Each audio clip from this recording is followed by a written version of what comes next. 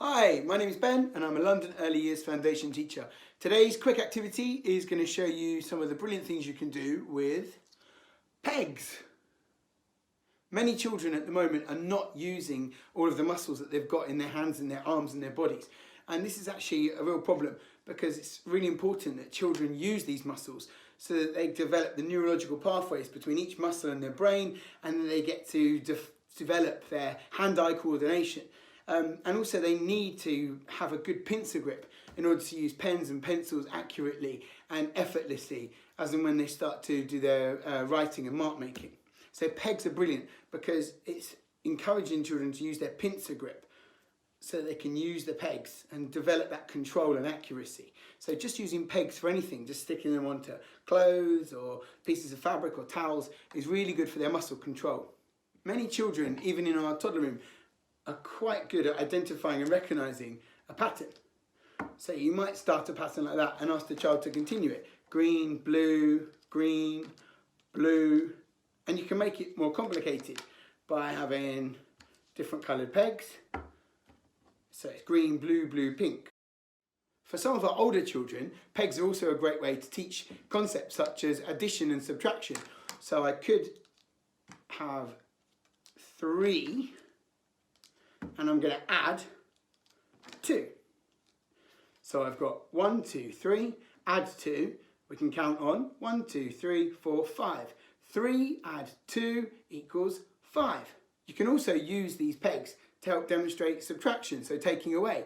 So we've got 1, 2, 3, 4, 5 pegs, and if I take away 1, 2, so keep the 2 you've taken away, so we've had 5, take away 2, leaves us with 1, 2, 3. And some of your older children, you can help them to support them to write these as numerical sums using the addition and the subtraction sign and equal sign. Like the commutative law. So for example, I've got 1, 2, 3, 4, add 1, 2, 3 equals 1, 2, 3, 4, 5, 6, 7. So 4 add 3 equals 7.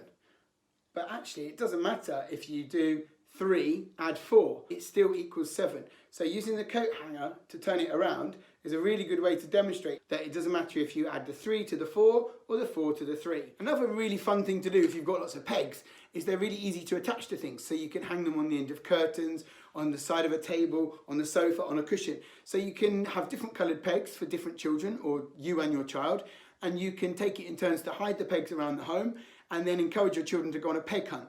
And this is good because it's getting them up, getting them moving. You might have some pegs high, so they have to stretch. Some pegs could be underneath the chairs and tables or on the carpet, so they have to lay down and crawl. But it's just something to do with your children to get them active. It doesn't cost any money, and it's quite fun because your children like to hide them for you, and you can hide them for them.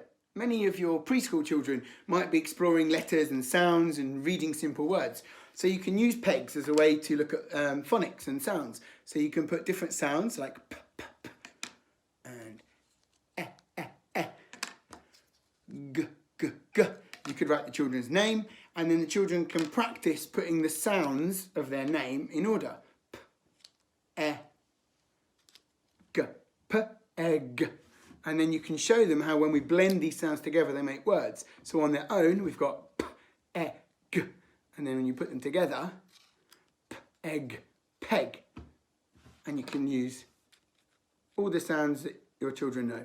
S. Have fun.